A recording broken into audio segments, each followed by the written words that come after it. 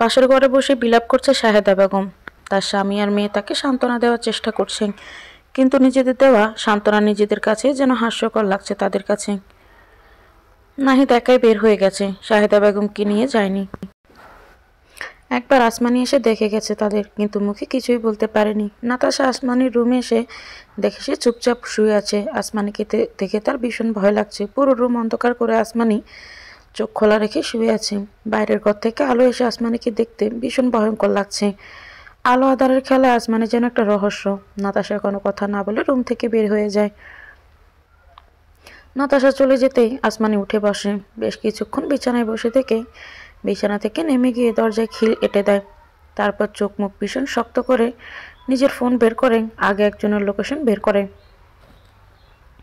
তারপর দ্রুত হাতে মোবাইলে একজনকে কিছু একটা টাইপ করে। আসমানি বেশ কিছুক্ষণ আয়নার দিকে তাকিয়ে থাকে। 2.5 বছর আগে আসমানিকে খোঁজার চেষ্টা করে আয়নার মধ্যে, না, তাকে সে খুঁজে পায় না। কোথায় সে আদুরে মেয়ে আসমানি, যে তার বাবার চোখের মনে ছিল, যে তার মায়ের সবচেয়ে প্রিয় বান্ধবী ছিল, যে তার ভাইয়ের আসমান ছিল, আর তার মিষ্টি বোনটার ডান হাত ছিল। কোথায় সে আসমানি, যে আসমানির সকালের নাস্তাটা তার ঘুম থেকে জাগার আগেই তৈরি থাকতো, যার একবেলা রেস্টুরেন্টের খাবারের বিলই এখনকার 1 সপ্তাহের খরচ, যে বরফকুচি আর গোলাপের পাপড়ি দিয়ে বাথটাবে পা ডুবিয়ে শুয়ে থাকতো। কই, কিছুই তো নেই। বরং এখন আসমানি এখন পুরো দস্তের গৃহিণী। সকালবেলা উঠে তাকে নাস্তা বানাতে হয়, শ্বশুর বাড়ির সবার খেয়াল রাখতে হয়। আর হোস্টেলের জীবন, সে তো ছিল আরও এক কালো অধ্যায়। সকালে একটা সিঙ্গারা কিংবা পুরি, দুপুর আলু ভর্তা ডাল ভাত, আর রাতে মাঝে মাঝে অভুক্ত। আসমানি নিজে আয়নার সামনে গিয়ে আয়নায় থাকা আসমানিকে প্রশ্ন করে, কেমন আছিস আসমানি? নিজের প্রশ্নটা যেন নিজের কাছে বড্ড হাস্যকর লাগছে তার কাছে। আসমানি নিশ্চিত মনে সে শুয়ে পড়ে। এরপর হেডফোন ব্যবহার করে বেশ কয়েকটা পুরোনো গান শুনে তারপর কি মনে হতে আয়নার সামনে গিয়ে পাগলের মতো নাচতে থাকে। আসমানি বুঝতে পারে সে তার নিজের মধ্যে নেই, কিন্তু এভাবে নাচতে তার খুব একটা খারাপ লাগছে না। তার পুরোনো দিনের কথা মনে পড়ে। সে গান গাইতে গাইতে ভীষণ ভালোবাসত। এখন নিশ্চয়ই গান গাওয়া যাবে না। পাশের রুমে সবাই ভীষণ দুশ্চিন্তা করছে। তাছাড়া বাড়ির বউ এই ভরা সাজের সময় গান গাইলে সবাই কি ভাববে। হঠাৎ আসমানের ফোন একটা মেসেজ এলে সে চেক করে দেখে, মিশন ডান ম্যাম। আসমানের নিশ্চিন্ত মনে শুয়ে পড়ে। একটু পরে নাতাশা রুমের সামনে এসে চিৎকার করে বলে, ভাবি, নুসাইবাকে পাওয়া গেছে। ওর সাথে আরও অনেক মেয়েকেও পাওয়া গেছে। ওকে নাকি কোনো গ্যাংয়ের লোক কিডন্যাপ করে নিয়ে গিয়েছিল, টিভিতেই দেখাচ্ছে। এসো, দেখবে, এসো, তাড়াতাড়ি এসো। আসমানি অবশ্য তো তাড়াহুড়ো করলো না। সে বেশ ধীরে ধীরে এগিয়ে দরজা খুলে তারপর বাইরে বের হয়ে নাবিলের রুমে গেল। সেখানে সবাই জড়ো হয়ে বসে টিভিতে নিউজটাই দেখছে। অনেক মেয়েকেই পাওয়া গেছে। অনেকে নাকি অনেকদিন আগে থেকে কিডন্যাপ হয়েছিল। সামনের মাসে নাকি ওদের বাইরের দেশে পাচার করে দিত। কিন্তু দুঃখের বিষয়, কোনো কিডন্যাপারকেই খুঁজে পাওয়া যায়নি সেখানে। সবাই নাকি আগেই পালিয়েছিল। আসমানের নিউজটা শুনে মুচকি মুচকি হাসে। সে জানে এর জন্য তাকে জবাবদিহিতা দিতে হবে। হয়তো তাকে তার চাকরি থেকে বরখাস্ত করা হতে পারে, কিন্তু সে কোনোরূপ বিচলিত হয় না। তার কাজ শেষ প্রায়। সে নিজে হাতে বাকি কাজ সম্পন্ন করবে। আসমানি তার শাশুড়িকে বলে, আম্মা, আমি আজকে চাচার বাসায় যাব, আমাকে কি অনুমতি দিবেন যাওয়ার?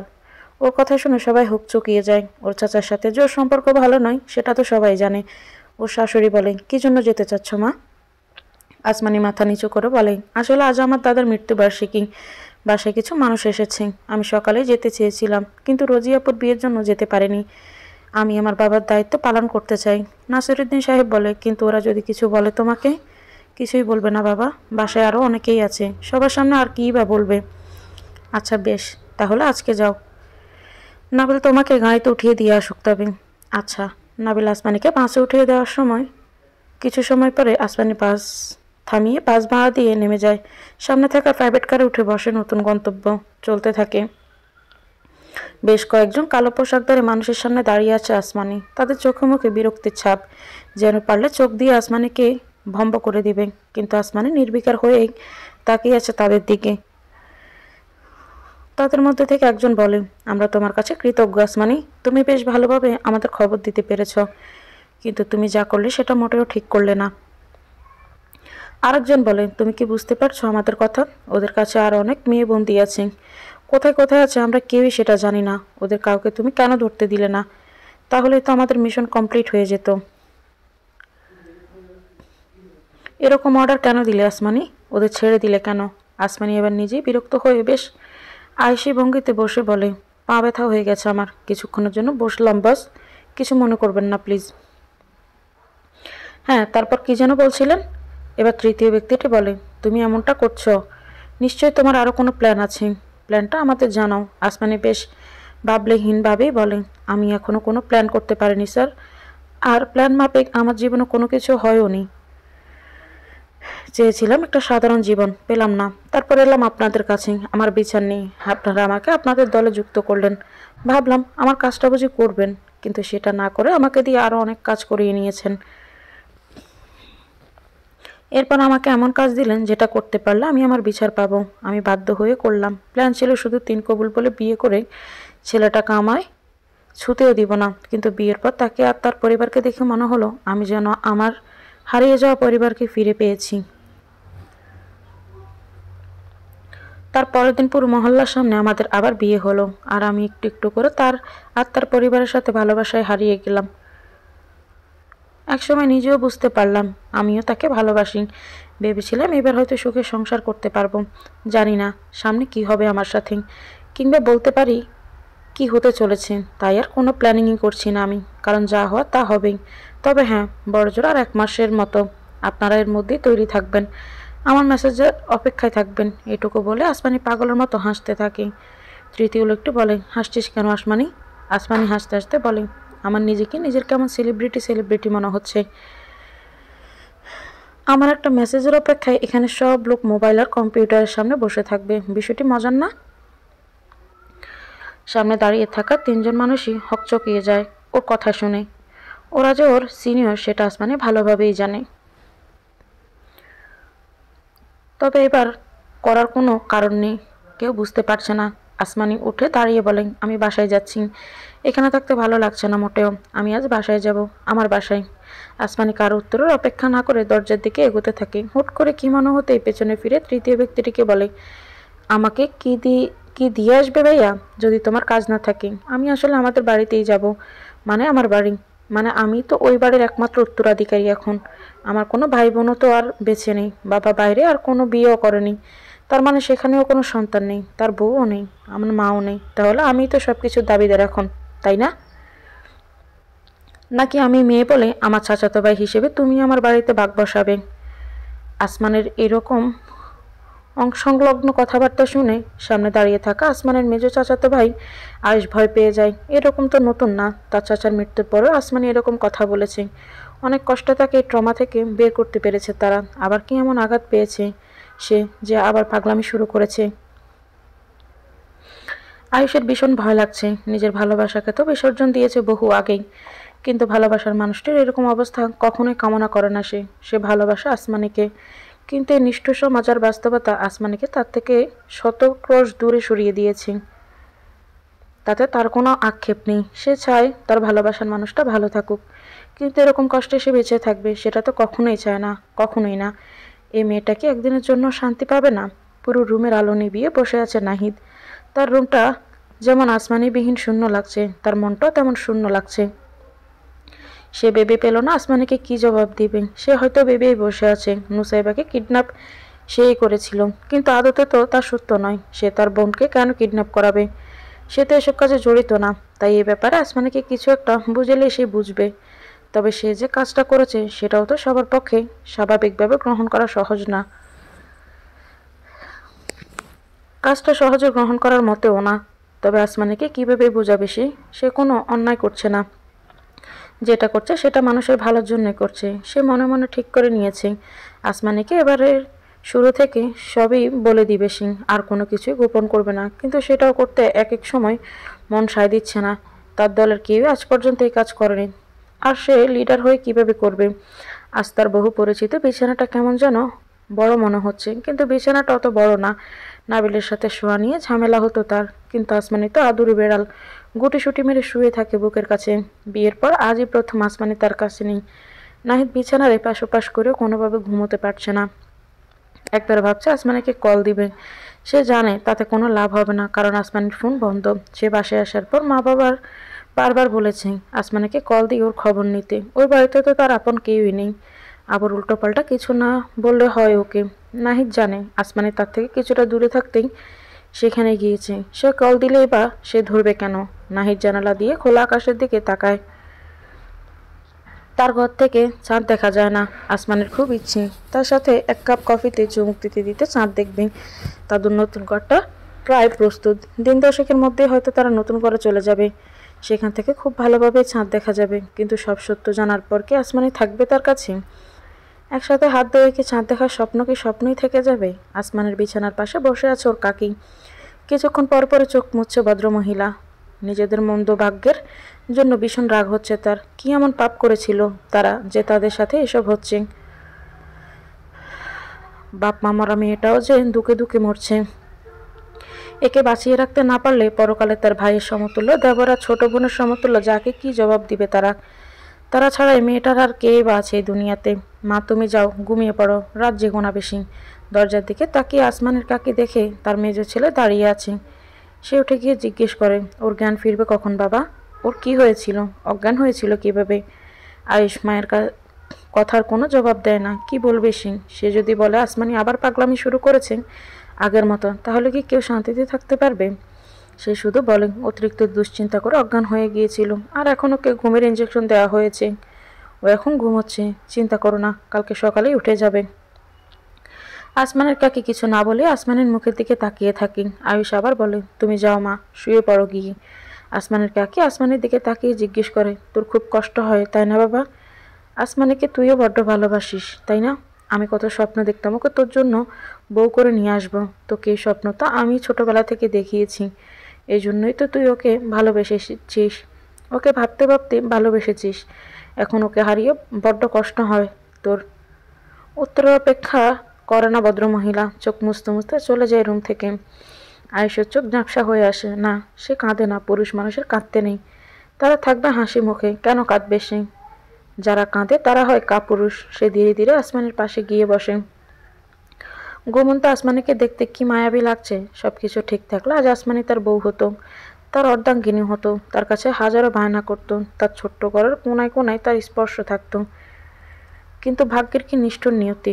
ছোট্টবেলা থেকে যে আসমানিকে সে পাওয়ার স্বপ্ন দেখে আসছিল, সে আসমানি এখন অন্য কারো ঘরের রানী।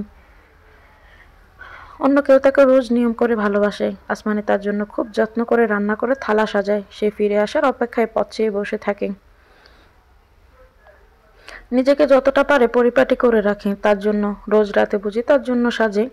তার কাছে বুঝি হাজারো বায়না করে। তার সমস্ত ভালোবাসা বুঝি তাকেই উজাড় করে দেয়। কিন্তু এমন তো হওয়ার কথা ছিল না। সে তো তার হওয়ার ছিল। আল্লাহ তাকে যদি দিবেই না, তবে কেন মিথ্যে স্বপ্ন দেখিয়েছিল তাকে? আয়েশ জানালার পর্দা সরিয়ে দেয়। চাঁদের আলো সরাসরি তাদের গায়ে এসে পড়ে। আসমানে চাঁদ ভীষণ ভালোবাসে। মাঝে মাঝে সে ব্যালকনিতে চাদর বিছিয়ে শুয়ে পড়ত। কেউ কিছু বললে বলতো, আমি হচ্ছি আসমানি, আমার বাড়ি তো ওই আসমানেই, চাঁদ তো আসমানেই থাকে। তাহলে আমি চাঁদকে ভালো না বাসলে কে ভালোবাসবে?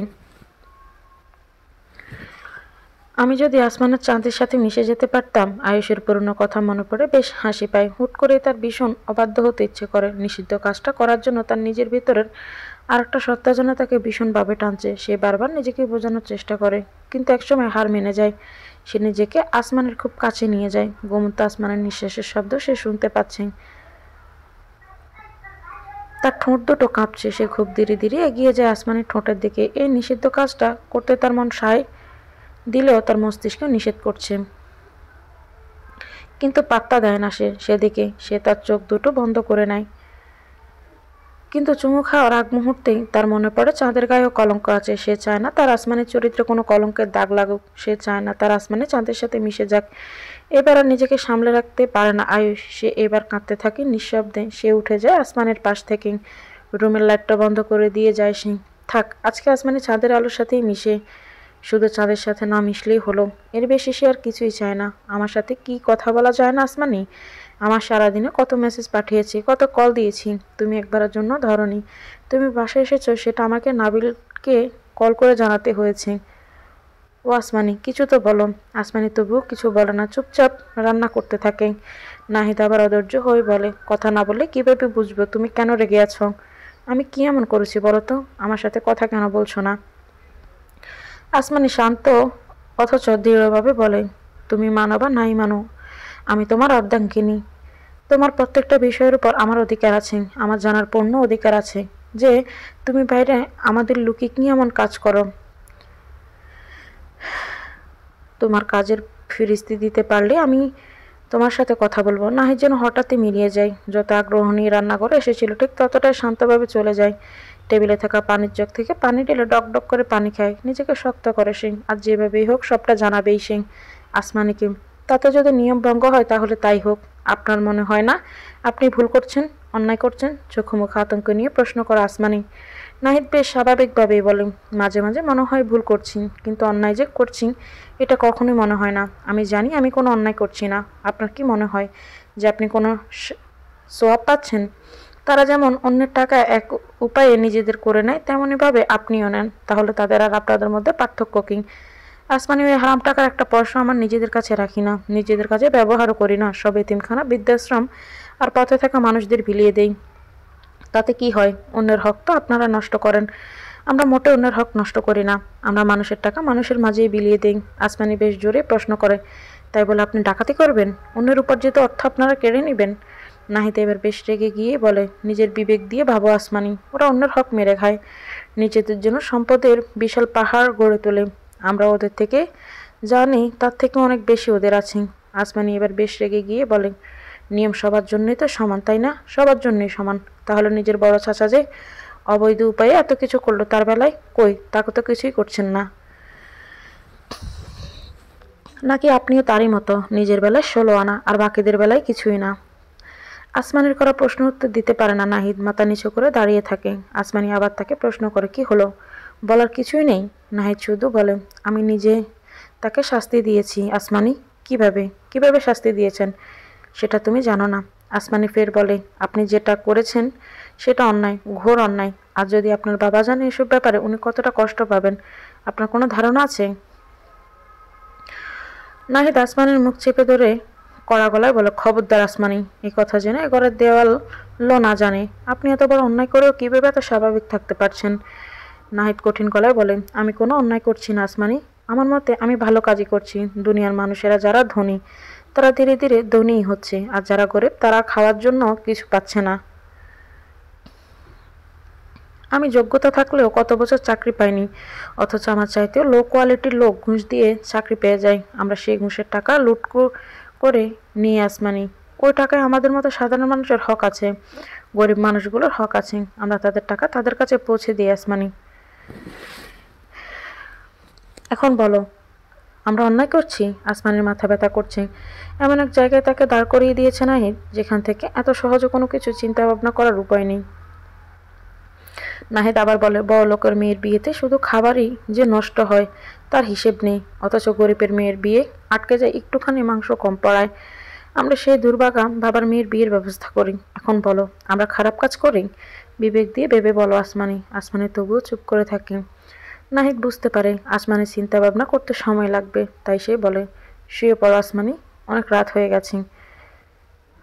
নাহিদ বিছানায় গিয়ে শুয়ে পড়ল। আসমানি ঠায় দাঁড়িয়ে থাকে। হঠাৎ কি মনে হতেই প্রশ্ন করে, একটা প্রশ্নের জবাব দিন তো আমাকে। আপনারা যদি ভুল করে কোনো ভালো মানুষের টাকা লুট করে ফেলেন, তবে তার পরিণাম কিভাবে ভোগ করবেন? নিজেদের কিভাবে ক্ষমা করবেন? আসমানির দিকে তাকিয়ে নাহিদ শুধু বলে, আমরা সবকিছু জেনে শুনি সিদ্ধান্ত নেই আসমানি। চিন্তা করো না, তোমার স্বামী আজ পর্যন্ত কোনো খারাপ কাজ করেনি। এবার আসমানি বেশ শান্ত স্বরে জিজ্ঞেস করে, এসব শুরু করেছেন কবে থেকে আপনারা? ভার্সিটি থাকাকালীন সময়ে? কোনো বিশেষ কারণে? হ্যাঁ, দেয়ালে আমাদের পিঠ থেকে গিয়েছিল, তাই এমন করার সিদ্ধান্ত নিয়েছিলাম। আমাদের মতো গরিব আর মধ্যবিত্তদের কষ্টের কথা শোনা বা দেখার সময় কারোই ছিল না, তাই নিজেদের রাস্তা নিজেরাই বেছে নিয়েছি। আসমানি চুপ করে দাঁড়িয়ে থাকে। তাকে নিশ্চুপ দেখে নাহিদ বলে, শুয়ে পড়ো আসমানি। এরপর রাত গভীর হয়। দুজনেই দুদিকে মুখ ঘুরিয়ে শুয়ে পড়ে। কারো চোখে ঘুম নেই, অথচ নীরবেই শুয়ে থাকে দুজনে। আমার জীবনটা অসহ্য রকমের সুন্দর, জানো তো আসমানি। বেশ উদাসভাবে কথাগুলো বলল রোজিনা। আসমানি হাসি মুখে বলল, দুলাভাই বুঝি খুব ভালোবাসে তোমায়? তা তো বাসিং, ভীষণ ভালোবাসে। জানো আমরা কিছুদিন পর কি করতে চলেছি? কি? একটা বাচ্চা নিয়ে আসতে চাচ্ছি। অনাথ আশ্রম থেকে? না। তাহলে? আমাদের ওইদিকে এক পাগলি গর্ভবতী আসমানি। কিছুদিন পরই ওর ডেলিভারি ডেট। আমরা ওকে হাসপাতালে ভর্তি করে রেখে এসেছি। ওর বাচ্চাটা হলে আমরা ওকে নিয়ে আসবো। তারপর ওকে মেন্টাল অ্যাসাইলামে রেখে আসবো, ওইখানেও চিকিৎসা হবে। আসমানি কিছু সময়ের জন্য স্তব্ধ হয়ে গেল, বেশ ফিসফিস করে বলল, কিন্তু আপু, বাচ্চাটা তো অবৈধ, তাকে কি করে? রোজিনা বেশ হাসি মুখেই বলে, বাচ্চারা নিষ্পাপ হয় আসমানি, আমরা কাউকে জানাইনি, সবাইকে বলবো অনাথ আশ্রম থেকে এনেছি, শুধু তোমাকেই জানালাম, কাউকে বলো না যেন। আসমানি শুধু অবাক হয়ে তাকিয়ে রইল তার দিকে। আসমানি এভাবে বোকার মতো তাকিয়ে থাকতে দেখে রোজিনা বলে, আমার জানি সেটা যদি কোনোভাবে পেয়ে যাই তাহলে আমি সেটা লুফে নিব। ওই পাগলির তো কোনো দোষ নেই আসমানি, হয়তো কোনো রাস্তার মাতাল কিংবা কোনো দনকুকুরের রক্ত বইছে ওই ছোট্ট শিশুর শরীরে। সে বের হয়ে তার পাগলি মাকে পেলে এই দুনিয়াটাকে ভাববে নিষ্ঠুর, এই সমাজ তাকে জারজের তকমা ছাড়া আর কিছুই দিবে না। সে বেড়ে উঠবে অবহেলায়, অনাদারে। সেখানে আমি যদি তাকে মায়ের মমতা দিয়ে আগলে নিই তাহলে সে অনেক ভালো থাকবে, মা বাবা সবাই পাবে। এই পাগলিটাও চিকিৎসা করব আমরা, যাতে সে ভালো থাকে, সেই ব্যবস্থা করব। আপু, একটা কথা জিজ্ঞেস করি, বলো। আমার জানা মতে তোমার প্রথম স্বামীও বাচ্চা দত্তক নিতে চেয়েছিল, তাহলে তাকে কেন সেই সুযোগ দিলে না? রোজিনা হেসে বলে, আমি জানি সে বাচ্চা দত্তক নিত, সে আমাকে নিয়ে থাকতেও চেয়েছিল, কিন্তু আমি তার চোখে সন্তানের জন্য আকুতি দেখতে পেয়েছিলাম। সে জানতো আমি কখনোই মা হতে পারবো না, তারপরও সে আশা ছাড়েনি। সে আমাকে ডাক্তার, কবিরাজ সবই দেখিয়েছে, আমরা কতবার যে মাদ্রাজ গিয়েছি তার হিসেব নেই আসমানি। সে যদি সন্তানের আশা করতে পারে, তবে আমি কেন তাকে সেই সুযোগ থেকে বঞ্চিত করব? তুমিই বলো। তারও তো অধিকার আছে, সে আমার জন্য অনেক করেছে, আমি তার কাছে কৃতজ্ঞ। এতদিনও হয়তো তার নিজের সন্তান স্কুলে পড়তো, সেখানে আজই তার বিয়ে হতে যাচ্ছে, আর সন্তানের আগমন তো বেশ পরে, আর স্কুল তো আরও পরে, বলেই মুচকি একটা হাসি দেয় সে। আসমানি অবাক হয়ে বলে, ওনার বিয়ের কথা তুমি কিভাবে জানলে? আমার বিয়ের রাতে সে আমাকে কল দিয়েছিল, শুভকামনা জানালো, আর বলল তার বিয়ে খুবই সামনে, সে এক বাচ্চা আছে, এমন একজনকে বিয়ে করতে চাচ্ছে, বলে মাথা নিচু করে ফেলে সে। আসমানি খুব ধীরে ধীরে বলে, আপনার কি খারাপ লাগছে? রোজিনা খিলখিল করে হেসে বলে, আমার বিয়ে হয়ে গেছে আসমানি, এখন আর খারাপ লাগার কোনো কথা নেই। তবে একটা কথা জানো তো, যখন তোমার সামনে দুটো অপশন খোলা থাকবে তখন দেখা উচিত কোন অপশনে তোমার সম্মান আর শান্তি আছে, সেটাই তোমার গ্রহণ করা উচিত। আমি ওনার থেকে দূরে চলে এসেছি বলেই স্বামীহারা বিধবা মেয়েটা একজন স্বামী পাচ্ছে, বাবাহারা মেয়েটা একটা বাবা পাচ্ছে, রাস্তার পাগলিটা মাথার উপর ছাদ পাচ্ছে, তার অনাগত সন্তানটা বাবা মা পাচ্ছে। তোমার দুলাভাই আমাকে পেয়েছে, আর আমি পেয়েছি সম্মান আর ভালোবাসা। এখন বলো, আমার সিদ্ধান্ত কি ভুল ছিল?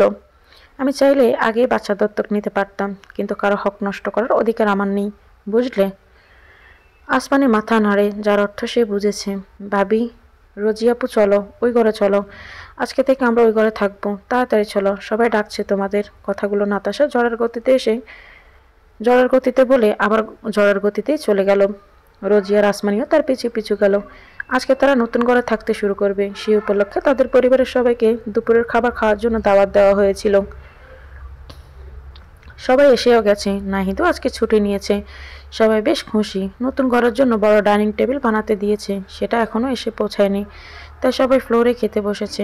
অনেকদিন পর গোটা পরিবারের সবাই এভাবে ফ্লোরে বসে খাচ্ছে, সবাই বেশ হাসি ঠাট্টা করছে। শাহেদা বেগম হুট করেই বলে, এ আসমানি আসার পর থেকেই আমার সংসারে শুধু উন্নতি আর উন্নতিই হচ্ছে, সবাই আমার ছেলের বউর জন্য দোয়া করো, যেন এইভাবে ও আমাদের সবার সাথে হাসি খুশি থাকতে পারে, আর ওর জীবনটাও যেন খুশিতে ভরে ওঠে।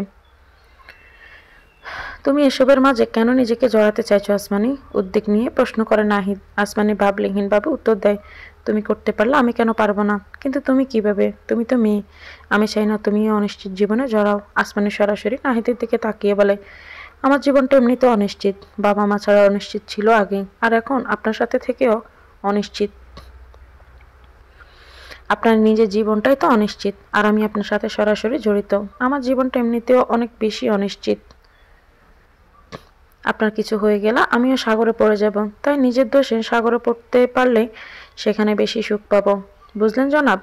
আর আমি আপনার মতোই করি না সমাজের সেবা, কিংবা বলতে পারেন ডাকাতি।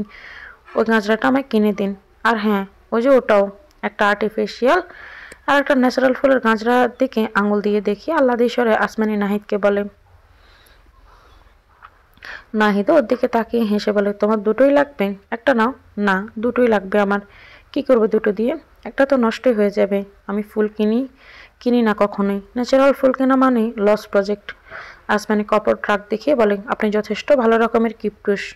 এই জন্যই আপনার কাছে মনে হয় লস প্রজেক্ট হোক লস প্রজেক্ট, তবুও আপনি কিনে দিবেন। আসমানের কথায় নাহিদ মুখ টিপে হাসতে থাকে। তবুও সে দুটো গাঁজরাই কিনে দেয় আসমানিকে। আসমানি ন্যাচারাল ফুলের গাঁজরাটা নিয়ে নাহিদের হাতে দিয়ে বলে, পরিয়ে দিন। নাহিদ আমতা আমতা করে বলে, আমি কি পারি নাকি?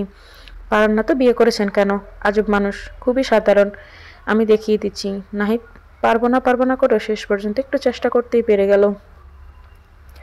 আসমানি তার মাথায় টোকা মেরে বলল, কাজ না করার বাহানা শুধু। আর কি লাগবে তোমার? আরও অনেক কিছু, যেমন বলে শেষ করা যাবে না। আর আমি টিউশনের বেতন পেয়েছি, সবার জন্য টুকটাক জিনিস কিনবো। আর একটা মুরগি, বাসমতি চাউল কিনতে হবে। কেন? আজকে বাসায় গিয়ে আম্মাকে বিরিয়ানি রান্না করতে বলবো। তুমি কি সব কিনে নিবে নাকি? মানে সম্পূর্ণ ট্রিট তুমিই দিবে নাকি? অবশ্যই। নাহিদ টিটকারি করে বলে, বাব্বা, বউ থেকে ট্রিট পাবো আজকে। সেটা তো আমার 7 জন্মের ভাগ্য। আসমানি ব্রু কুচকে বলে, খবরদার আমাকে নিয়ে মজা করবেন না, ফল ভালো হবে না বলে দিচ্ছি। ওকে ম্যাডাম, ক্ষমা চাইছি আমি। এত সহজে ক্ষমা পাওয়া যায় না। আগে আমাকে ফুচকা খাওয়ান, তাহলে ক্ষমা করার কথা ভাবা যাবে। নাহিদ একটা ছোট্ট নিঃশ্বাস বলে, নিশ্চয়ই, আপনার কথায় যথার্থ। ভাবি, তুমি এতগুলো কিউট জিনিস এনেছো তুমি আমার জন্য। আহ্লাদে আটখানা হয়ে বলে নাতাশা। আসমানি হাসি মুখে বলে, তোমার পছন্দ হয়েছে নাতাশা? আমি এই সবগুলোই তোমার জন্য এনেছি, ট্রাই করে দেখো। সত্যি সবগুলো আমার? আমি তো ভাবতেই পারছি না। নাতাশার চিৎকারে বিরক্ত হয়ে নাবুল বলে, চেঁচামেচি বন্ধ কর ইডিয়েট, মেজাজ গরম লাগে। সবকিছু নিয়ে এত আদিক্ষেপনা করিস কেন তুই? শুধু কি তোর জন্যই এনেছে? আমাদের সবার জন্যই তো এনেছে। এই দেখ, আমার পারফিউমের গন্ধটা শুকে দেখ, কি দারুণ। তোর জন্য তো পারফিউম নেই। নাতাশা মুখ বেঁচিয়ে বলে, আমি তো আর গোসল না করে থাকতে পারি না, তাই আমার পারফিউমের কোনো প্রয়োজনও হয় না। যারা গোসল করে না তাদের গায়ের গন্ধ, তারাই পারফিউম নেয়। অপমানে চোখ মুখ লাল হয়ে যায় নাবিলের, কিন্তু নিজেকে শান্ত করে বলে, এই দেখ, চুলে নেওয়া জেলও এনেছে তোর জন্য, চিটচিটে তেল। এ তেল দিয়ে তুই ঘুমাবি, আর তোর বালিশ নষ্ট হবে। নাতাশা বলে, হ্যাঁ, 2 দিন পর পরই তো দেখি কে যেন ভাইয়ের ঘরে গিয়ে জেল চুরি করে চুলে মাখে। কি যেন নাম মেয়েটার? দিশা নাকি ফিসা? তার সাথে দেখাও করতে যায়। আমার সাবান চুরি করে গোসল করে। ইদানিং আমার সাবান দিয়ে পাটা পাটা গন্ধ আসে। ওয়াক থু। এভাবে সবার সামনে নাতাশা যে হাঁটাহাড়ি ভেঙে দিবে সেটা কল্পনাও করেনি। সে বারবার এদিক ওদিক তাকাতে থাকে। আসমানি ভাবি মুখ টিপে হাসছে। ভাইয়া সরাসরি তাকে জিজ্ঞেস করেন, আমার জেল তাহলে তুই চুরি করিস? নাবিল আমতা আমতা করে বলে, না মানে। নাহিদ হা হা করে হেসে বলে, নিতেই পারিস তুই। আমার তো আর বিয়ে হয়ে গেছে, বউ আছে এখন আর কাউকে ইমপ্রেস করতে হয় না। তুই নিয়ে যাস আমারটাও। নাতাশার কথায় যতটা না লজ্জা পেয়েছিল নাবিল, তার থেকেও বেশি লজ্জা পেল ভাইয়ের কথা শুনে। আসমানিকে উদ্দেশ্য করে সে বলে, ভাবি, জিনিসগুলো অনেক ভালো হয়েছে, আমার অনেক পছন্দ হয়েছে, অনেক ধন্যবাদ। তোমরা থাকো, আমি একটু আসছি আর যাচ্ছি। নাতাশা বলে, কোথায় পালাচ্ছিস মূর্খ? ফান্দে তো ভালো মতোই পড়েছিস। ফান্দে পড়িয়া বকা কান্দে রে। থুক্কো নাবিল, কান্দে রে। নাবিল মুখ বেঁচিয়ে বলে, আমি মোটেও পালাচ্ছি না, আজকে বিরিয়ানি রান্না হচ্ছে, আমি যাচ্ছি দই আর সফট ড্রিঙ্কস কিনতে। নাতাশার চোখ মুখ মুহূর্তে উজ্জ্বল হয়ে গেছে। বেশ আগ্রহ নিয়ে বলে, সত্যি? হ্যাঁ, দেবো তোমাকে, খেও তুমি। নাতাশা ওর টিটকারি বুঝতে পেরে নাহিদকে বলে, ভাইয়া, ও আমাকে খোঁটা দিচ্ছে, আমি ওর টাকায় কেনা দই খাবো না, তুমি কিনে নিয়ে এসো। আসমানি বলে, আজকে আমি ট্রিট দিচ্ছি, সম্পূর্ণ ট্রিট আমিই দেবো, না হলে অনেকে আবার আমাকে নিয়ে মজা করবে। নাবিল, আমার সাথে এসো, আমি টাকা দিচ্ছি, তুমি গিয়ে নিয়ে এসো। আসমানি আর নাবিল চলে গেলে নাহিদ বোকার মতো ভাবে, মেয়েদের দেখে কিছুই বলা যায় না, কিছু একটা বললেই হয় ছ্যাঁত করে ওঠেন, না হয় কিছুক্ষণ পর পর খোঁটা দেয়। আল্লাহ জানে এ কথার খোঁটা আরও কতদিন সহ্য করতে হবে। পুরো পরিবার একসাথে খেতে বসেছি। আজ আসমানি তার শাশুড়িকেও বসিয়ে দিয়েছি, তারা খাবে আর সে কেন শুধু শুধু দাঁড়িয়ে দাঁড়িয়ে তাদের বেড়ে দিবে। আসমানির মনে পড়ে প্রথম দিনের কথা। ক্লান্ত বিধ্বস্ত অবস্থায় সে এসেছিল এই বাড়িতে। প্রথমে সবাই ভালোভাবে মেনে না নিলেও তার দুর্ব্যবস্থার কথা জেনে সবাই তাকে আগলে নিয়েছিল। সেদিনের পরিবারের সবার অবস্থা আর আজকের অবস্থা আকাশ পাতালের ব্যবধান। আসমানিও অবস্থা বদলেছে, শুধু যে জিনিসটা বদলায়নি সেটা হচ্ছে ভালোবাসা। মধ্যবিত্তদের পরিবারে এই জিনিসটা সবসময় লুকায়িত থাকে, কিন্তু কারো প্রতি কারো ভালোবাসা কমতে থাকে না। চাঁদটা ভীষণ সুন্দর, তাই না? নাহিদ আসমানের চুলে মুখ গুজে দিয়ে বলে, তোমার চেয়ে সুন্দর নয় আসমানি, পাম দিবেন না। আমি মোটেও চাঁদের চেয়ে সুন্দর না। নাহিদ আসমানিকে নিজের দিকে ঘুরিয়ে বলে, তুমি চাঁদের চেয়ে সুন্দর আসমানি। চাঁদের গায়ে কলঙ্ক লেপ্টে আছে, যেটা তোমার গায়ে নেই। তুমি আমার কাছে একটা পবিত্র ফুলের মতো। আসমানি হেসে বলে, ছাদে যাবেন? চন্দ্রবিলাস করবো আজকে আমরা। নাহিদের পাশে চুমু খেয়ে বলে, নিশ্চয়ই। দুজনে যখন একে অন্যের হাত ধরে চুপি চুপি ছাদের সিঁড়ি ঘরে পৌঁছালো, তখন একটা ঘরের ভিতর থেকে ফিস ফিস করে কথা বলার শব্দ আসছে। আসমানি একটু উঁকে দিতেই দেখতে পায় নাবিল সেখানে ফোনে কাকে যেন বলছে, কালকে দেখা করব আমরা, যান। কলেজে ঢুকবো না আমরা। তুমি গেটের সামনেই যাবে না, রেস্টুরেন্টের সামনে দাঁড়াবে। আমি এসে তোমাকে নিয়ে যাব। সারাদিন আমরা রিক্সায় ঘুরে বেড়াবো। আসমানি নাহিদের হাত ধরে টেনে তাকে নিচে নামিয়ে এনে বলে, তোমার ছোট ভাই তো প্রেম করা শিখে গেছে, তুমি শিখছো না কেন? চমকে উঠল নাহিদ। এই প্রথমবার আসমানি তাকে তুমি বলে ডেকেছে। সে কিছু বলার আগে আসমানি তার গলা জড়িয়ে ধরে বলে, তুমি তো একেবারে আনরোমান্টিক মশাই। উপরে দেখে এলে ছোট ভাই কি সুন্দর প্রেম করছে, আর তুমি বউ পেয়েও কোনো কথা বলছো না। নাহিদ বলতে চাই, আমি শখ ছোট ভাইয়ের প্রেম দেখি, আরো শখ তোমার মুখে তুমি ডাক শুনে। কিন্তু মুখে বলে, খুব তাড়াতাড়ি সে আসবে, দেখে নিও আসমানি। খুব তাড়াতাড়ি সে আমাদের মাঝে রাজত্ব করতে চলে আসবে। আসমানি ব্রুকুচকে বলে, কে? কাকে নিয়ে আসবেন আমাদের মাঝে? নাহিদ ওর ঘাড়ে মুখ গুজে দিয়ে ফিসফিস করে বলে, আমার মেয়ে আনা। আসমানি পরম আবেশে নাহিদের চুল আঁকড়ে ধরে চোখ বুজে বলেন, আমাদের মেয়ে? রাত্রির শেষ প্রহরে নাহিদ আসমানির খোলা চুলে বিলি কেটে দিতে দিতে বলে, জীবনটা কেমন গোল তাই না আসমানি? কিরকম? এই যে তুমি, তোমার সাথে আমার দেখাই হওয়ার কথা ছিল না, অথচ তুমি আমার জীবনের সবচেয়ে মূল্যবান ব্যক্তি। আসমানি মৃদু হেসে বলেন, তাই বুঝি? সত্যি? কয় সত্যি? 3 সত্যি। ওকে, মেনে নিচ্ছি আমি। মেনে নিতেই হবে, কারণ তুমিও সেটা জানো, তুমি আমার জীবনের সবচেয়ে মূল্যবান ব্যক্তি। নাহিদ আবার বেশ আহ্লাদের স্বরে বলে, শোনো না আসমানি, একটা কথা বলি। বলো। কালকের মিশনে তুমি না গেলেও চলবে, যেতে হবে না তোমায়। প্লিজ যেও না। আসমানি উঠে বসে নাহিদের চোখের দিকে তাকিয়ে বলে, তুমি যেহেতু যাবে তাহলে আমি অবশ্যই যাব। নাহিদ হাল ছেড়ে হতাশ গলায় বলে, ঠিক আছে, কিন্তু তুমি কথা দাও তুমি শুধু ব্যাকআপ হিসেবেই থাকবে। প্রমিস করো আমাকে। ওকে। আমার ভয় হচ্ছে আসমানি। এই লাইনে তুমি কি নতুন? না, আমার ভয় হচ্ছে তোমাকে নিয়ে। চিন্তা করো না, আমি নিজেই ঠিক সামলে নেব। আমার কিছুই হবে না। আসমানি মুখে বললেও নাহিদের মনের আশঙ্কা কাটে না। কেন যেন তার মনে হচ্ছে এবার খুব খারাপ কিছু একটা হবে, খুব খারাপ কিছু।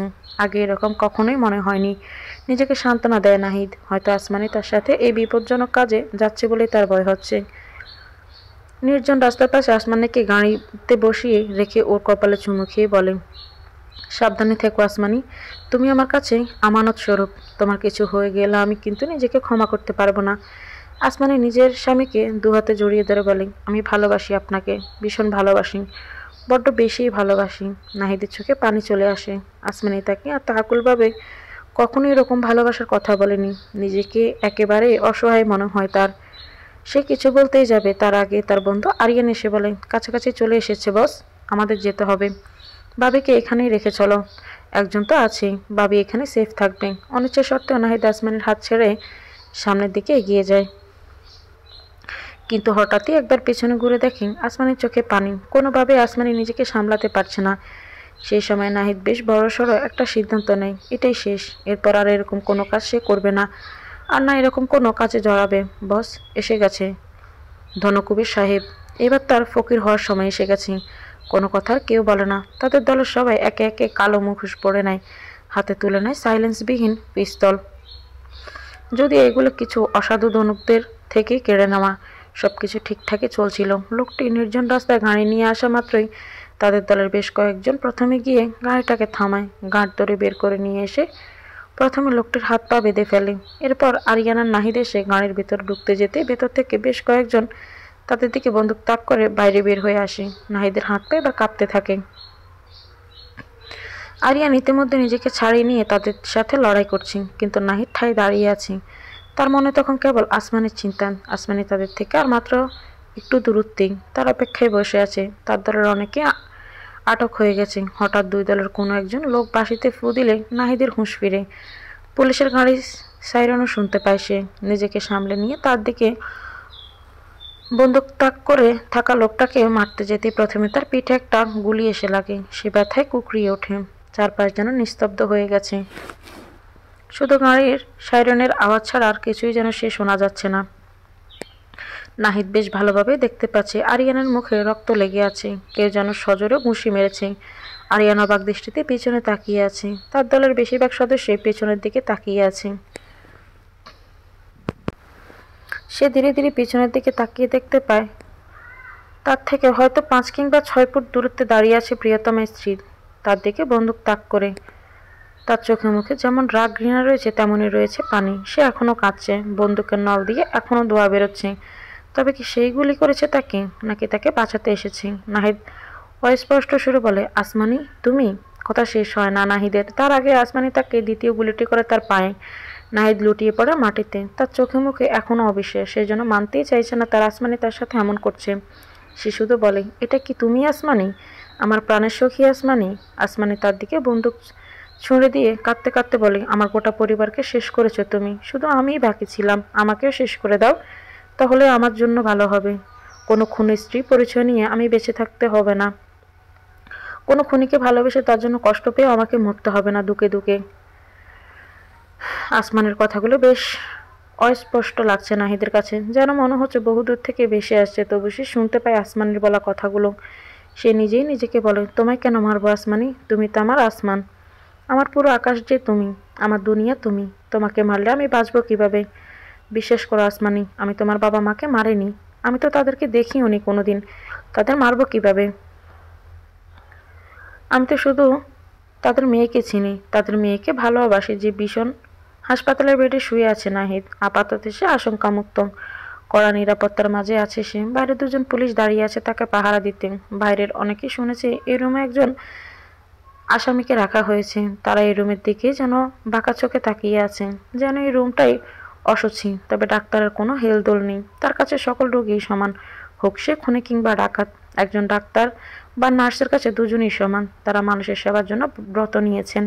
তাই অনেকেই যখন এই রুমে যে আছে তাকে নিয়ে ছিছি করছে, তখন ডাক্তার আর নার্সরা তাদের দূরে সরে যেতে বলছে। হাসপাতালের বাইরে পায়চারি করছে নাবিল। একটু আগে সে খবর পেয়েছে তার ভাই ভালো আছে, সুস্থ আছে। সেই খবর সে সাথে সাথে তার বাবা মাকে জানিয়েছে। বাবা একেবারে নির্বাক হয়ে গেছে, আর মা বিলাপ করছে। নাতাশা মাকে সামলানোর চেষ্টা করছে, পাড়া প্রতিবেশী আর আত্মীয় স্বজন এসে বারে বারে কথা শোনাচ্ছে এত ভালো একটা ছেলের ভিতরে যে এরকম শয়তান লুকিয়েছিল, সেটা নাকি তারা কোনাক্ষরেও টের পায়নি। আবার অনেকে তার ভাইয়ের এই কাজের জন্য তাদের বাহবা দিচ্ছে। নাবিলের কোনো দিকে ভাবার সময় নেই এখন। সে খবর পেয়েছে তার ভাইয়ের পিঠে আর পায়ে গুলি লেগেছে, আর যে মানুষটা গুলি করেছে সে তার ভাইয়ের স্ত্রী আসমানি, তার আসমানি ভাবির জায়গায় অন্য কেউ থাকলে নাবিল এত বিচলিত হতো না। কিন্তু এই মানুষটার এই রূপ কোনোভাবে হজম করতে পারছে না সে বুঝতে পারছে না আসমানি ভাবির সাথে ভাইয়ের কি এমন শত্রুতা ছিল। তার ভাবনার মাঝে তার সামনেই একটা কালো রঙের শাড়ি এসে থামে। নাবিল পাথরের মতো দাঁড়িয়ে পড়ে সেখানে। প্রথমে একজন ছেলে, তারপর একজন মেয়ে নেমে আসে গাড়ি থেকে। ছেলেটিকে নাবিল চেনে না, কিন্তু মেয়েটিকে ভালো মতোই চেনে। কালো পোশাকে মেয়েটিকে দেখতে বেশ অন্যরকম লাগছে। সে মেয়েটির সামনে গিয়ে কোনো কিছু জিজ্ঞেস করার আগে মেয়েটি তাকে বলে, আমার একটা উপকার করতে পারবে নাবিল? নাবিলের কথা আবারও গুলিয়ে যায়, কিন্তু মেয়েটিকে জিজ্ঞেস করে, কি উপকার? তোমাদের বাড়ি থেকে কি আমার সব জিনিস নিয়ে আসতে পারবে? সব লাগবে না আর কি, খাটের নিচে দেখবে আমার বেশ বড়সড় একটা ব্যাগ লুকিয়ে রেখেছি, শুধু ওইটাই নিয়ে আসবে, আর কিছুই লাগবে না। পারবে না তুমি? নাবিল মাথা নাড়ে, যার অর্থ সে পারবে। মেয়েটি অর্থাৎ আসমানি সামনের দিকে হাঁটতে শুরু করলে পেছন থেকে নাবিল বলে ওঠে, আমার ভাইকে কেন মারলে ভাবি? তোমার হাত কাঁপলো না? তুমি কি পুলিশের লোক? আসমানি নিজের চোখের পানি লুকিয়ে মুচকি হেসে উত্তর দেয়, আমি পুলিশের লোক না, আবার বলতে পারে পুলিশের লোকও। আসলে আমার প্রতিহিংসা দেখে আমাকে কাজে বহাল করেছিল উপরমহল, বলতে পারো সিক্রেট এজেন্সির লোক আমি। আর বাকি রইল তোমার ভাইকে কেন মারলাম। তোমার ভাইয়ের পেশাটা আহামরি ভালো কিছু নয় যে তাকে পুজো করব। আমি আমার কাজ করেছি, এর বেশি কিছুই নয়। আর কেন করেছি সেটা আমি নিজে তোমাকে গিয়ে বলে আসব। আমাকে যদি তোমরা ক্ষমা করতে পারো তবে করবে, না করলে আমার কিছুই যায় বা আসবে না, কারণ আমি আমার জায়গায় দাঁড়িয়ে ঠিকই আছি। নাবিল আবার প্রশ্ন করে, তুমি কি সবকিছু প্ল্যান করে আমাদের বাড়িতে এসেছিলে ভাবি? আসমানি এবার নাবিলের সামনে এসে ওর চোখে চোখ রেখে ছোট্ট একটা নিঃশ্বাস ফেলে বলেন, দুঃখজনক হলো এটাই সত্যি, এই ছেলেগুলোকে উস্কে দিয়েছিল আমার দলের লোকেরা। তারপর আমাদের যারা বিয়ে পড়িয়েছিল তারাও আমাদের কথা মতোই বিয়ে পড়িয়েছিল। তোমার ভাইয়ের চাকরিও আমাদের প্ল্যান মাফিকই দেওয়া হয়েছিল। আর কোনো প্রশ্ন?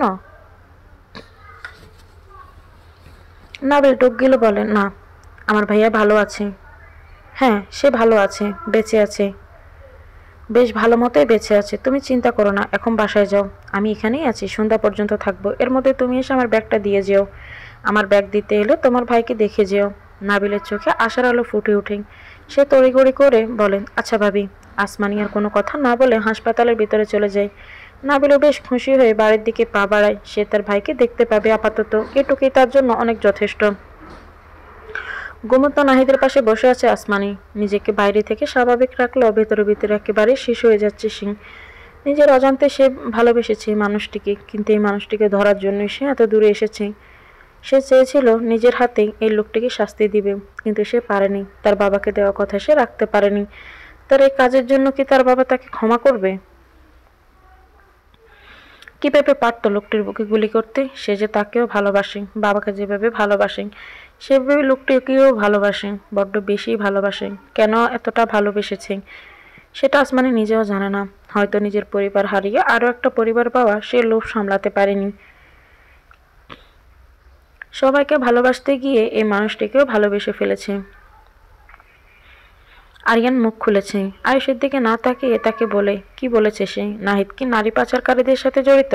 না, নাহিদ জড়িত নয়, কিন্তু সেটা সে প্রথমেই স্বীকার করেনি। নাহিদের নামই প্রথম দিয়েছে। এমনকি সব জায়গায় নাহিদের নামই সে ব্যবহার করেছে। বাকিদের মধ্যে অনেকেই স্বীকার করেছে ওই কাজটা আরিয়ানের, নাহিদের না। নাহিদ শুধু ডাকাতি করেছে, সেখানে সেই লিডার। তোর ধারণাই ঠিক ছিল। আসমানি বেশ স্বাভাবিকভাবেই বলে, আমি জানতাম। ওর জ্ঞান ফিরবে কখন? দুপুরের মাঝে। তারপর আমরা ওকে নিয়ে যাব জেল হাসপাতালে।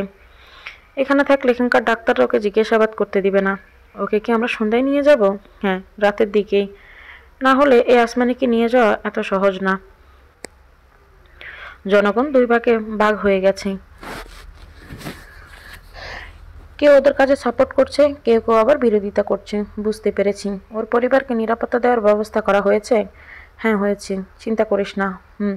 আয়ুষ চলে গেলে আসমানি নাহিদের মাথায় হাত বুলিয়ে দেয়।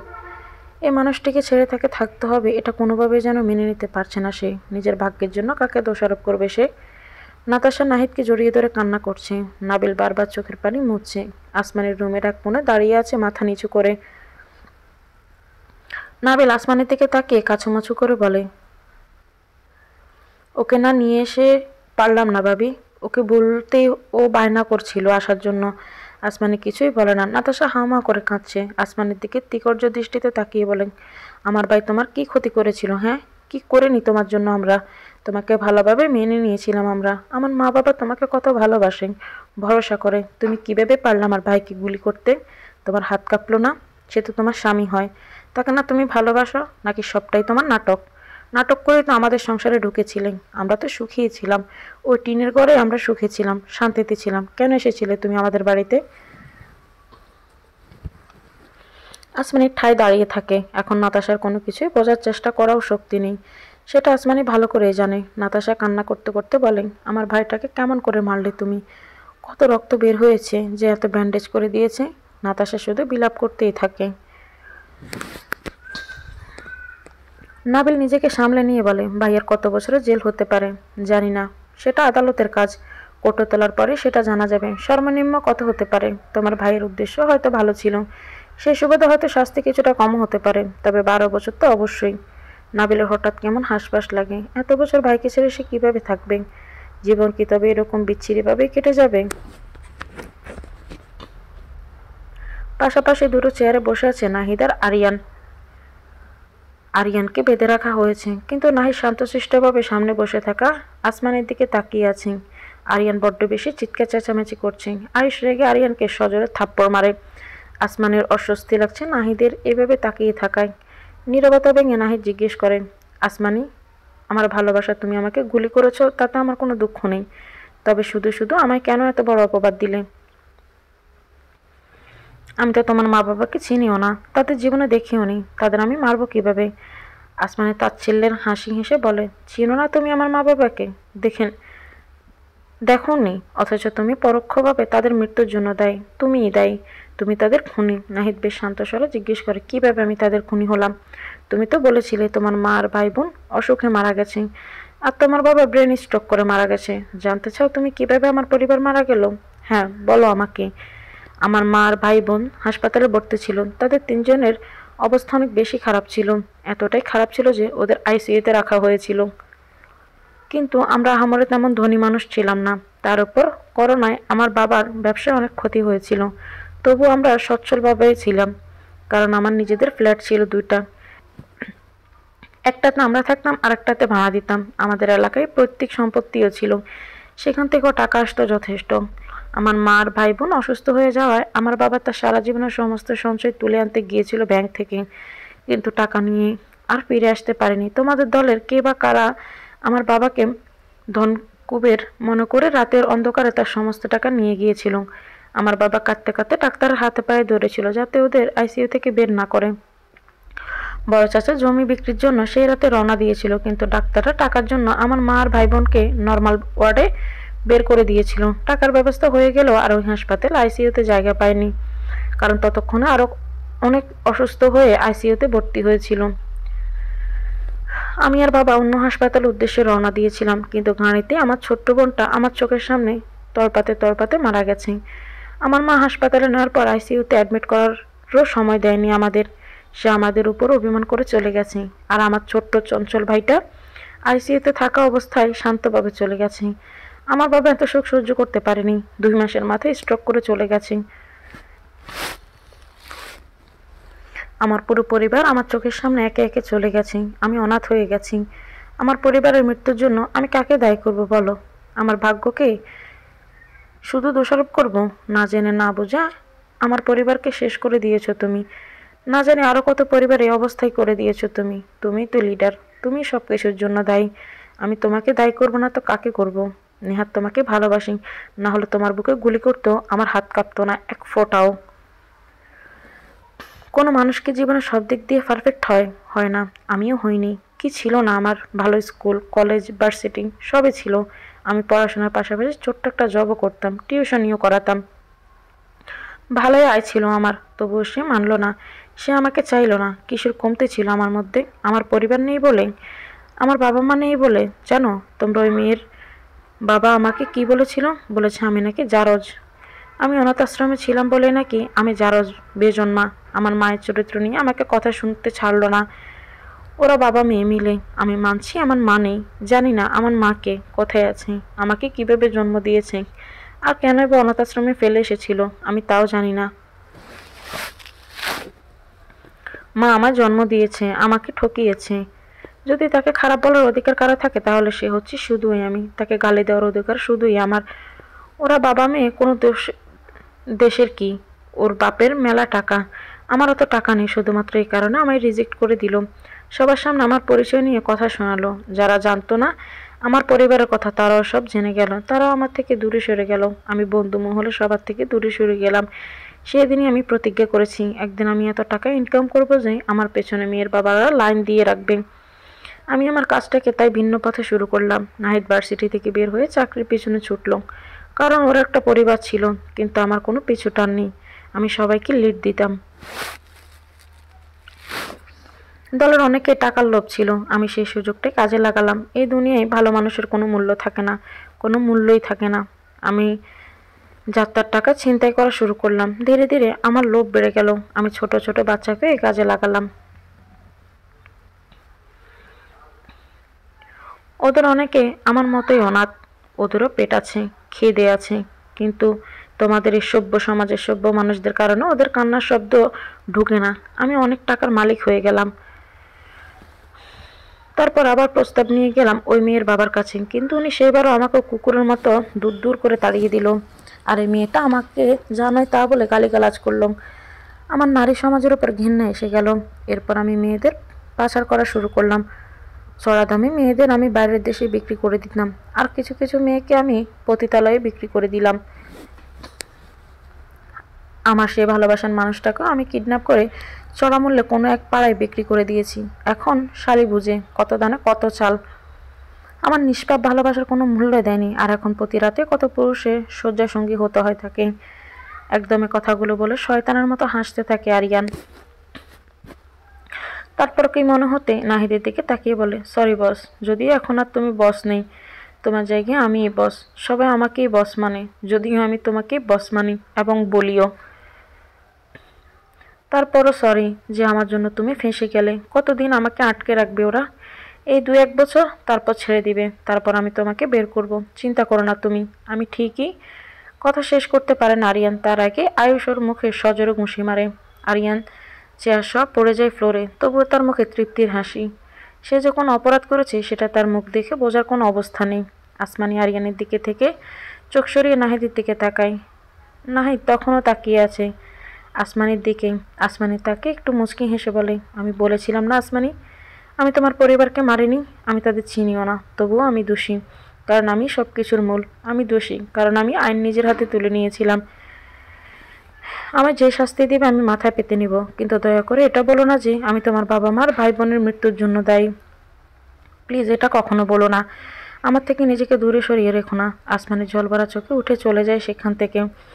নিজের প্রতি কেমন ঘেন্না হচ্ছে তার। নিজের হাতে সে তার স্বামীকে গুলি করেছে, সে তার ভালোবাসার মানুষকেও গুলি করেছে, কিন্তু সে সম্পূর্ণ নির্দোষ ছিল। রাগ, ক্ষোভার অপরাধ বোধে আসমানি নিজের হাত দিয়ে সজোরে ঘুষি মারে দেয়ালে, সাথে সাথে হাত থেকে রক্ত গড়িয়ে পড়তে থাকে। তার বাবার কথা সে রেখেছে, তার পরিবারের খুনিকে সে শাস্তি দিয়েছে, কিন্তু সে অন্য একজন ভালো মানুষের উপর অন্যায় করেছে। ফ্লোরে বসে চিৎকার করতে থাকে সে। কিভাবে ক্ষমা করবে সে নিজেকে?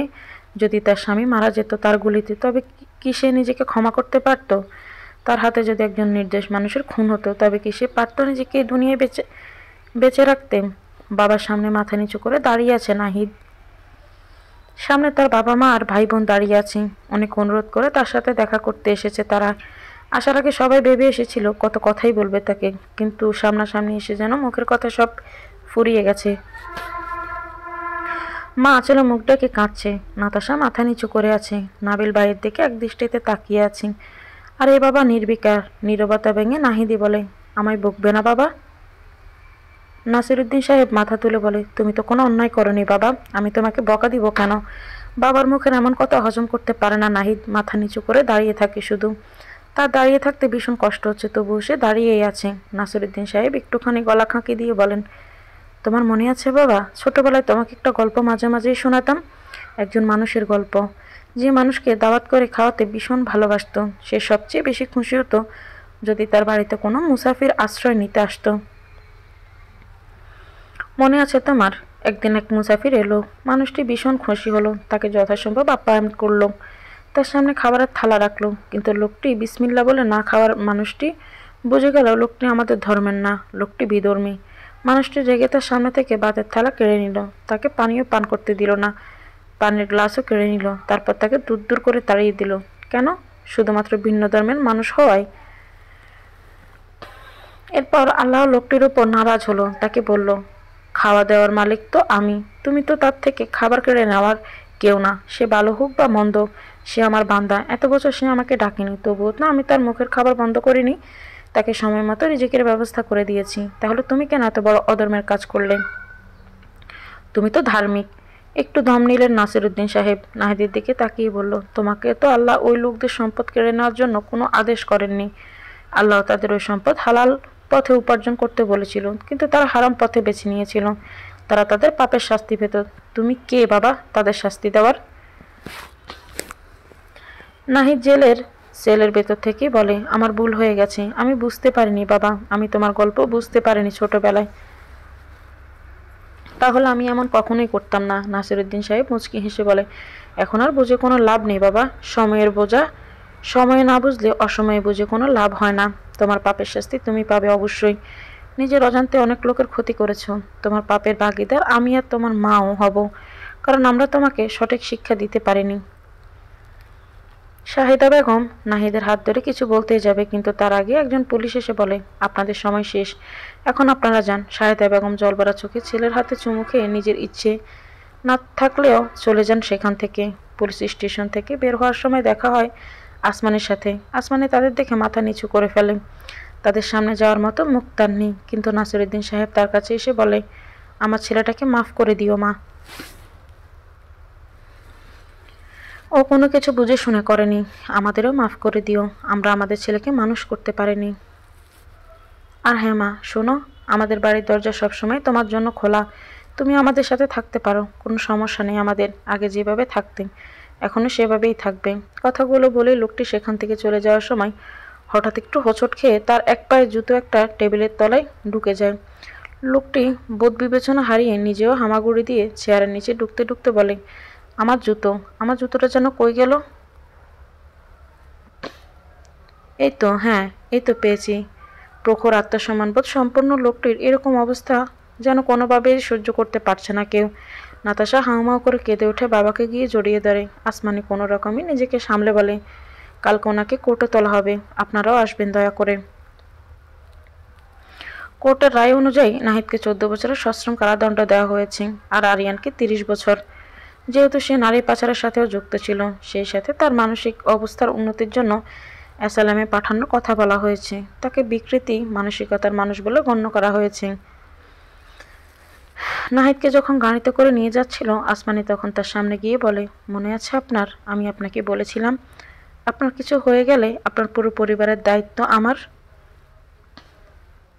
কিন্তু আপনি কোনো অন্যায় করলে আমি নিজে হাতে আপনাকে গুলি করে দেব। নাহিদ মাথা নাড়ায়। আসমানি বলে, আপনার পরিবারের দায়িত্ব আমার, কোনো চিন্তা করবেন না সে বিষয়ে। আর আমি, তুমি কি আসমানি? আসমানি চোখের জল মুছে বলে, আমি আপনার জন্য অপেক্ষা করব। নাহিদের মুখে তৃপ্তির হাসি ফুটে ওঠে। আজ হোক কাল হোক তার আসমানি তারই থাকবে, সে বা কম কিসে, এটা কোনো ধরনের সিদ্ধান্ত আসমানি।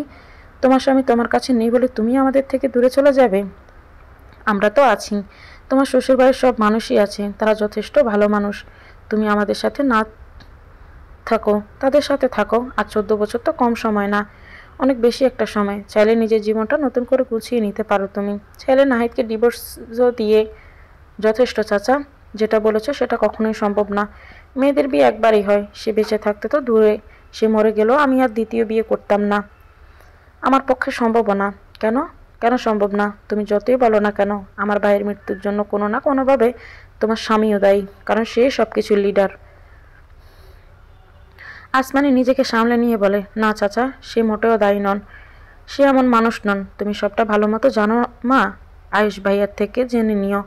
ঠিক আছে, আমি মেনে নিচ্ছি। তাই বলে তুমি এই দেশ ছেড়ে কেন কেন যাবে? যাওয়ার কি খুব দরকার আছে? তুই চাকরিও ছেড়ে দিচ্ছিস, এরকম পাগলামো করার কি খুব দরকার আছে? দরকার আছে বড় চাচা, অবশ্যই দরকার আছে। দরকার আছে বলেই আমি চলে যাচ্ছি। আমাকে বল তোর কি দরকার, তুই দেশ ছেড়ে কেন যাচ্ছিস? আসমানি চাচা হঠাৎ তার স্ত্রীর দিকে তাকিয়ে বলে, তুমি ওকে কিছু বলছো না কেন? এত শান্তভাবে কি ভেবে আছো তুমি? তুমি কি ওর এভাবে চলে যাওয়াটা মেনে নিচ্ছ নাকি? স্বামীর প্রশ্নের জবাবে কিছুই বলে না সে, চুপচাপ মাথা নিচু করে দাঁড়িয়ে থাকে। আসমানের চাচা আবার বলে, কি আশ্চর্য, তুমি এরকম করলে কিভাবে হবে? তুমিও কি ওর মতো ছেলে মানুষই করবে নাকি? আসমানির রুম থেকে বের হতে হতে বলে, আমি বেরোচ্ছি চাচা, আজকে নাও আসতে পারি, চিন্তা করো না আমার জন্য। আসমানি চাচা বেশ রেগে গিয়ে জিজ্ঞেস করে, কোথায় যাচ্ছিস তুই?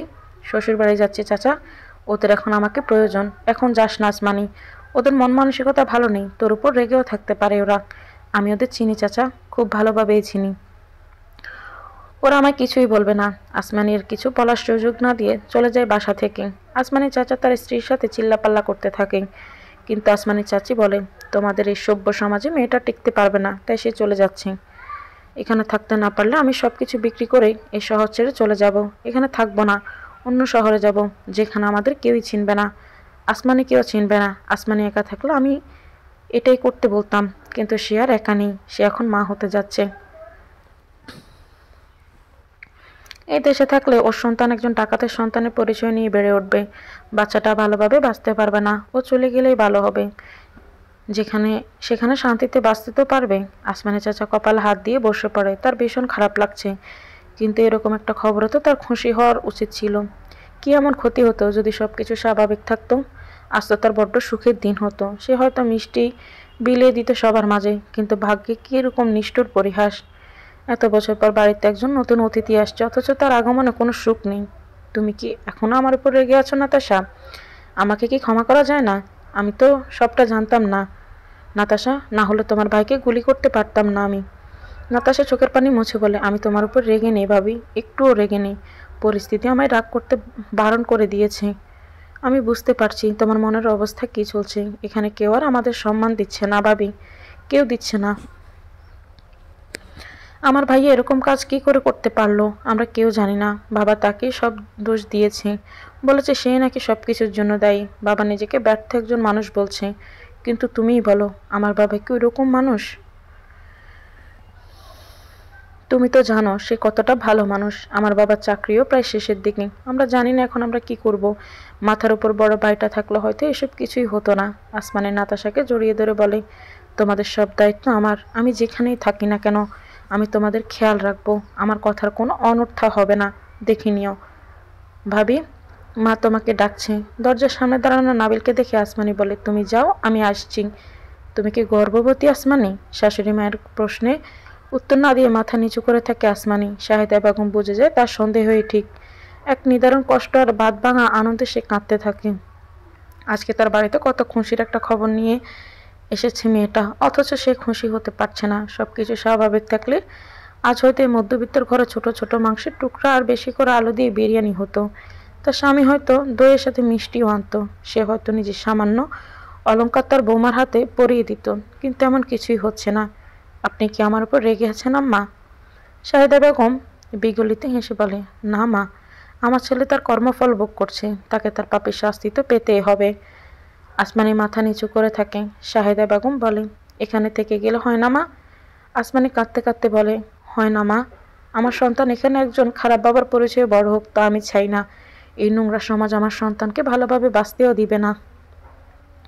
সে স্বাভাবিকভাবে বড় হবে না, সবাই তাকে ভালোভাবে বাঁচতে দিবে না মা। আমি চাই না আমার সন্তান তার বাবাকে খারাপ চিনে বড় হোক। যখন আপনার ছেলে আমাদের কাছে ফিরে আসবে তখন আমার সন্তানের বোধ বুদ্ধি হবে। সে নিজেই বুঝতে পারবে তার বাবার উদ্দেশ্য খারাপ ছিল না। সে তার বাবাকে ভালোভাবে মেনে নিতে পারবে। কিন্তু এখানে থাকলে সে তার বাবাকে খারাপ মনে করবে, তার বাবাকে সহজে মেনে নিতে পারবে না। সেটা আমি চাই না। শাহিদা বেগমকে ভীষণ ভালো লাগলো আসমানের বিচার বুদ্ধি দেখে। মনে মনে ভাবলো, আমার ছেলেকে যে মেয়েটা এখনো ভালোবাসে সেটুকুই যথেষ্ট। তুমি কি বাকি সবার মতো আমাকে মেনে নিবে না দিশা? তুমি কি আমার ভাইয়ের করা ভুলের শাস্তি আমাকে দিবে? দিশা মাথা নিচু করে বলে, বাকি সবার মতো আমার মা তোমার ভাইয়ের কাজকে খারাপ বলছে, কিন্তু বাবা সাপোর্ট করছে। নাবিল বেশ স্বাভাবিকভাবেই প্রশ্ন করে, আর তুমি? আমি জানি না, কিন্তু ভালো তো আমি তোমাকে বেসেছি, তোমার ভাইকে নয়। দিশার কথায় নাবিল মুচকি হাসে। এত শত খারাপ সংবাদের মাঝেও তার ভালোবাসার মানুষটা যে তারই আছে, সেটাই তো তার কাছে দুঃস্বপ্ন। ছাদে বসে একা একাই চন্দ্রবিলাস করছে আসমানি। নিজের গর্বের সন্তানের সাথে একা একাই কথা বলছে সে। সে জানে কোনো উত্তর সে পাবে না, তবুও বিড়বিড় করছে সে। নিজের নিয়তিকে মেনে নিয়েছে সে, নিজেকে ধাতস্থ করছে। আর কখনোই কষ্ট পাবে না সে। মাত্র তো 14 বছর, তখন তার সন্তানের বয়স কত হবে? হয়তো 13 বছর, কিংবা তার একটু উপরে। আসমানি খোলা আসমানের দিকে তাকিয়ে বলে, তুমি দেখছো তো আমার সই, দেখছো তো আমার কষ্ট। তুমি কি কষ্টে আছো? তোমার আবার কিসের কষ্ট? তুমি তো একাই থাকো, তোমার তো কেউ নেই, তাই কাউকে হারানোর ভয় নেই। কিন্তু আমাকে দেখো, আমি সব হারিয়ে নিঃস্ব হয়ে গেলাম। আমার গর্ভের সন্তানেরও আমি ছাড়া আর কেউই থাকবে না। মা, আসমানি ভাবির চাচি কল করেছিলেন। আসমানি ভাবির একটা মেয়ে হয়েছে। জানামাজে বসে বহুদিন বাদে একটা সুখবর পেল শাহেদা বেগম। হাসি মুখে বলল, আলহামদুলিল্লাহ। নাতাশা নতমুখে বলল, মা একটা কথা বলি। বল। পরের বার ভাইয়ার সাথে দেখা করার সময় কি ভাইয়াকে বলবো বাবুর কথা? এখনো তো সে জানেই না কিছু। আসমানি তো বলতে নিষেধ করেছে, তাহলে আমার ছেলেটা কষ্ট পাবে। সন্তানের থেকে দূরে থাকার যে কষ্ট সেটা তো আমি বুঝি রে মা। নাতাশা তবুও বলে, তার কি জানার অধিকার নেই মা? আছে, কিন্তু সে আক্ষেপে হয়তো বুক ফেটে মরেই যাবে। নিজের সন্তানকে এক নজর দেখার জন্য, ছোঁয়ার জন্য তো সে হাঁসফাঁস করবে। তুমি দেখবে বাবুকে মা, দেখো কি সুন্দর, যেন গোলাপ রানী। কেমন গোলাপি আবার ছড়িয়ে আছে পুরো মুখ জুড়ে। দেখো মা, কি মায়া ওর মুখে। মা, আমি যদি ওকে একটা বারের জন্য কোলে নিয়ে আদর করতে পারতাম। বলতে বলতে নাতাশা হাউমাউ করে কাঁদতে লাগলো। শাহেদা বেগম মুচকি হেসে বলে, দেখলি কেমন কষ্ট হয়? আমার ছেলেটারও এমন কষ্ট হবে। পরন্ত বিকেলে ছাদের কোনায় দাঁড়িয়ে কত কিছুই ভাবছে নাসিরউদ্দিন সাহেব। জীবনটা হঠাৎ কেমন রংহীন হয়ে গেল। মানুষের ছোট একটা ভুলের জন্য চারপাশের সবার জীবনও যে এভাবে এলোমেলো হয়ে যাবে সেটা কখনোই ভাবেনি। হঠাৎ ছাদের রেলিংয়ের দিকে নজর পড়তেই তার বুকটা কেঁপে ওঠে। কতটা উঁচু করে রেলিং দিয়েছিল সে, যাতে তার নাতি নাতনিরা আরামে ছাদে বসে খেলা করতে পারে। হঠাৎই তার ভীষণ কান্না পায়, কিন্তু কোনোভাবে সে নিজেকে সামলে নেয়, কারণ সে জানে পুরুষ মানুষের কাঁদতে নেই। নাহিদের দিন এখন ভালোই চলে। আসমানি তার জন্য অপেক্ষায় আছে, সেটুকু আশা নিয়ে সে বেঁচে আছে। এই জেলে তার খুব একটা অসুবিধে হয় না। সবাই যেন একটা পরিবারের মতো, তারা একসাথে ঘুমায়, একসাথে রান্না করে আর একসাথেই খায়। তবে বাকিদের থেকে দূরে গিয়ে সে আরও একটা কাজ করে, সময় অসময়ে ওই নীল আসমানের দিকে তাকিয়ে থাকে। জেলের উঁচু দেয়ালের বাইরে যেখানে আসমান মাটিতে গিয়ে মিশেছে, তার মনে হয় সেখানেই তার আসমানি আছে। আজ কেউ একজন তার সাথে দেখা করতে এসেছে। কে এসেছে সেটা সে জানে না, আসমানি আসবে না সেটা সে জানে। এখানে শেষ যখন এসেছিল তার অবস্থা দেখে মেয়েটি কাঁদতে কাঁদতে অজ্ঞান হয়ে গিয়েছিল, তাই আর সে আসে না। সে কোথায় আছে সেটাও সে জানে না, কেউ তাকে বলেও না। সে কাউকে জিজ্ঞেসও করেনি, কারণ সে জানে তার আসমানি তার অপেক্ষায় আছে। তোমার সাথে দেখা করতে কে এসেছে, যাও। জেলারের নির্দেশে নাহিদ অতিথিদের রুমে গিয়ে দেখে সেখানে আসমানির ভাই আয়ুষ দাঁড়িয়ে আছে। তাকে দেখে দাঁড়িয়ে বলে, কেমন আছো নাহিদ? নাহিদ মাথা নাড়ায়। আয়ুষ হেসে বলে, তুমি কি একটা কথা জানো? আমি আসমানিকে ছোটবেলা থেকেই ভালোবাসি। সে ছোট্টবেলা থেকে। নাহিদ মুচকি হাসে তার কথা শুনে। সে জানে সব কিছুই। আয়ুষ বলে, তোমাকে একটা কথা জানানোর জন্য এসেছি। বলতে পারো তোমাকে জ্বালানোর জন্য এসেছি। নাহিদ ব্যতিব্যস্ত হয়ে বলে, কি কথা? আমার আসমানের কি কিছু হয়েছে নাকি? হ্যাঁ হয়েছে। নাহিদ গামতে থাকে। সে অধৈর্য হয়ে বলে, কি হয়েছে আমার আসমানির? কি হয়েছে ওর? ও কি ঠিক আছে?